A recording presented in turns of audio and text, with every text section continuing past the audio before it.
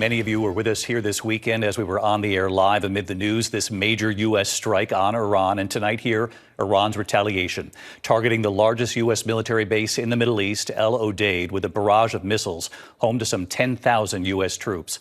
13 of 14 missiles intercepted. The other one didn't make it.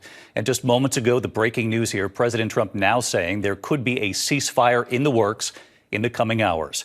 Tonight, the video from Doha, Qatar, showing incoming missiles and interceptors lighting up the sky. The Pentagon saying those 13 of 14 missiles were intercepted with no damage or casualties. Late today, President Trump calling Iran's retaliation, quote, very weak, and thanking Iran for giving the U.S., in his words, early notice, sending a message through Qatar. The president saying it is now time for peace. Tonight, here we are seeing new video. These are the B-2 bombers taking off in Missouri, headed for Iran the night of the attack. Officials looking closely at before and after satellite images to assess how much damage was done. Tonight, the UN nuclear watchdog agency now saying nearly 900 pounds of enriched uranium in Iran is now unaccounted for. So did they move uranium before the attack?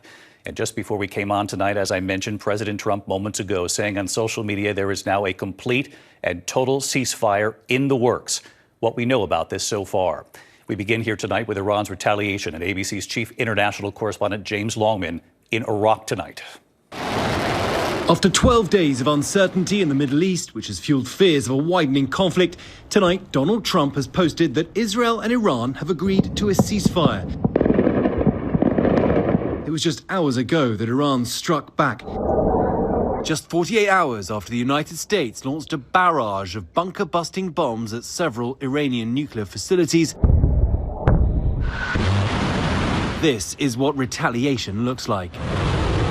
The largest US base in the region targeted with what appears to be 14 short and medium-range missiles. President Trump tonight called it very weak, but he even thanked Iran in a post online for giving the US early notice, which made it possible for no lives to be lost and nobody to be injured. Watch as they're intercepted by American and Qatari forces above Doha. According to US officials, some of those missiles were headed for Udeid Air Base. The Pentagon says 13 of the 14 were intercepted with no damage or casualties. Udeid is home to the headquarters of Central Command and Air Force Central Command, and it's likely where that US raid on Iranian nuclear facilities would have been coordinated. Trump was there just over a month ago. The president urged peace after greenlighting that stunning operation, dubbed Midnight Hammer. New video shows about 9 B-2 bombers taking off from Missouri early Saturday morning. 2 were decoys, the other 7 flying quietly to Iran.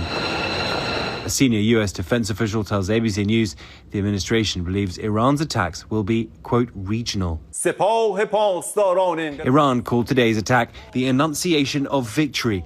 The Revolutionary Guard claims to have fired the same number of missiles that the US used in their weekend strike. Their supreme leader vowing Iran will not surrender. The US has been making adjustments to protect the more than 40,000 US troops spread from Iraq, Bahrain, Qatar and Syria. In the hours before, a shelter-in-place order went out at the US Embassy in Qatar. And mitigation plans have been in the works for some time.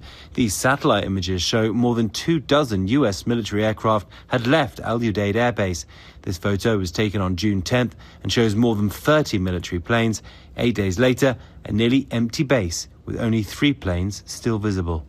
So let's get right to James Longman with us live tonight from Iraq. And James, you have more on the breaking news here. President Trump suggesting moments ago a possible ceasefire now in the works between Israel and Iran. Yeah, David, this is a fast-moving situation. We have yet to hear officially from either party, but not long ago, President Trump announced a ceasefire deal between Israel and Iran set to begin in just a few hours' time. Under the terms of this deal, Iran would initiate a 12-hour ceasefire. After that, there'd be 12 hours of ceasefire from Israel. If in those 24 hours peace is achieved, well, that is the end of the war. But as we know, a lot can happen in 24 hours. David? James Longman leading us off here tonight. James, thank you.